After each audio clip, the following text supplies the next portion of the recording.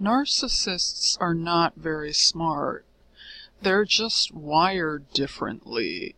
Their brains are wired to hurt and to control and to manipulate. That could be maybe good traits for a tyrant or someone who wants to dominate, which is what they try to do to other people. But they're also picking on people who are weaker than them. So if you want to feel mighty and powerful, why don't you pick on people of the same size and strength as you?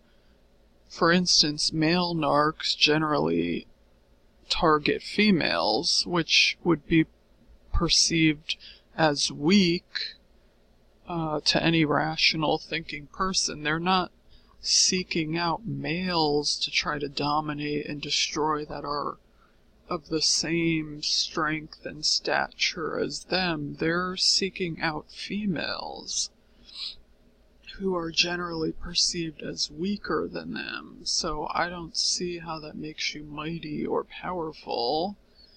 You don't even have a foe that's of the same strength as you, and they often pick people who are sick and in vulnerable positions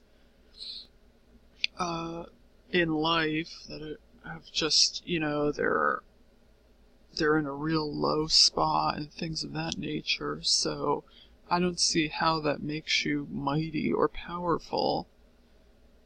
But narcissists, they also give themselves away from day one. There's a multitude of red flags. They're not hiding anything. I mean, there are so many oddities and just things where you go, that was just super weird. That, like, they're not even hiding their own psychosis. So in other words, they're not even very good actors. Like, within the facade that they try to portray, they're not even good at that. Like, I mean, for the person I was dealing with, he just gave himself away. You pick up on all the bizarre stuff and you're like, what is wrong with this person? This person's a psycho. I mean, they're not even hiding it. They're not even good at what they're doing. They're not even good at their manipulations because they're so fake that people can see when someone is fake. People can see when someone is not sincere. I mean, it's just all over their body language and their facial movements and the things that they're doing. It's just totally obvious. They're not even good at hiding that. They're not good actors. I mean, you'd have to be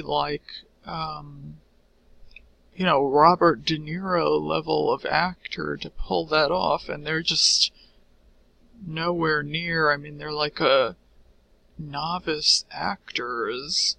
So I mean, stop giving these people power because they're not anywhere near as smart as you think they are.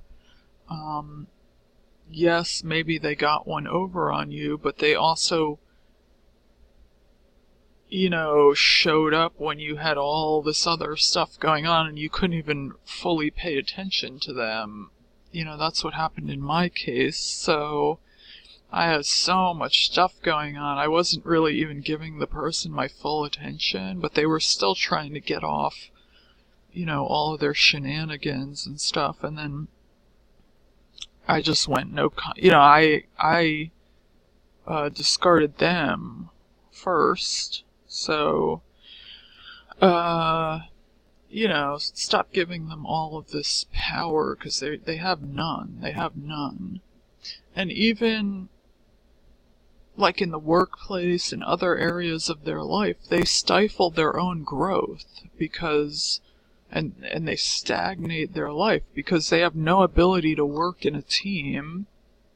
They can't work in a team. They can't get along with anyone. They have no friends because the friends also pick up on the fakeness. And if they do have friends, they're other narcs. Those are the only people that are going to go near these people.